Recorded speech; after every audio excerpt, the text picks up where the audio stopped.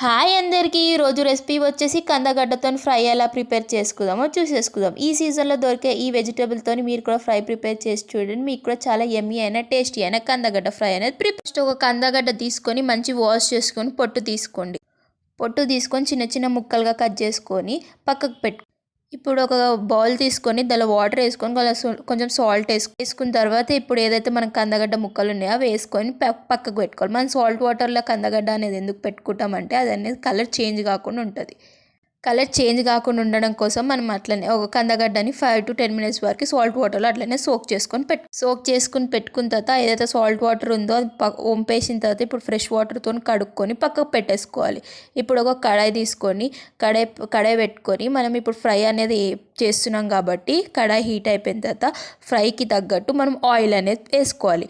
Oil అనేది heat అయిపోయిన తర్వాత తాలింపు వేసుకోవాలి. దానికి కొంచెం ఆవాలు కొంచెం జీలకర్ర వేసుకున్నా. ఆవాలు జీలకర్ర కొంచెం చిటపటలు ఆడిన తర్వాత ఎండుమిరపకాయలు వేసుకుంటున్నా.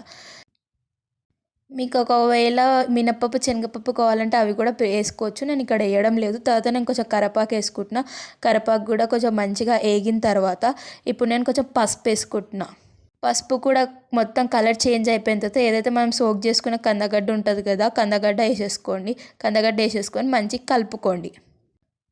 కలుపుకొని మూత పెట్టేసుకోవాలి. మూత పెట్టుకొని అట్లనే వదిలేయకుండా ఒక 2 to 3 minutes బాగా కలుపుతుండండి. 2 minutes ఒకసారి కలుపుకోండి. ఇప్పుడు కందగడ్డ అనేది కొంచెం క్రిస్పీగా అయిన తర్వాత కొంచెం సాఫ్ట్గా అయిన తర్వాత ఇప్పుడు మనం తగినంత కారం, ఉప్పు, ధనియాల పొడి వేసుకోవాలి. నేను ఇక్కడ 2 to 3 tablespoons ఆఫ్ కారం, ఒక 2 tablespoons ఆఫ్ ఉప్పు, ఒక tablespoon ధనియాల పొడి అనేది వేసుకుంటున్నాను. ధనియాల పొడి వేసిన తర్వాత బాగా మిక్స్ చేసుకోండి. ఏదైతే కారం, ఉప్పు, ధనియాల పొడి బాగా ముక్కలకు పట్టాలి కాబట్టి బాగా మిక్స్ చేసుకొని మళ్ళీ ఒకసారి మూత పెట్టుకొని 5 to 10 minutes దాకా అట్లనే పక్కకు పెట్టుకోండి. ఇప్పుడు అనేది ముక్క అనేది మంచి క్రిస్పీగా సాఫ్ట్గా అయిన తర్వాత వేడిగా సర్వ్ చేసుకుంటే మీకు చాలా టేస్టీ అయినా యమ్మీ అయినా కందగడ్డ ఫ్రై అనేది ప్రిపేర్ అయిపోతుంది. ఈ రెసిపీ కానీ మీకు నచ్చినట్టయితే లైక్ చేయండి, షేర్ చేయండి, ఇంకా మా ఛానల్ని సబ్స్క్రైబ్ చేసుకోండి.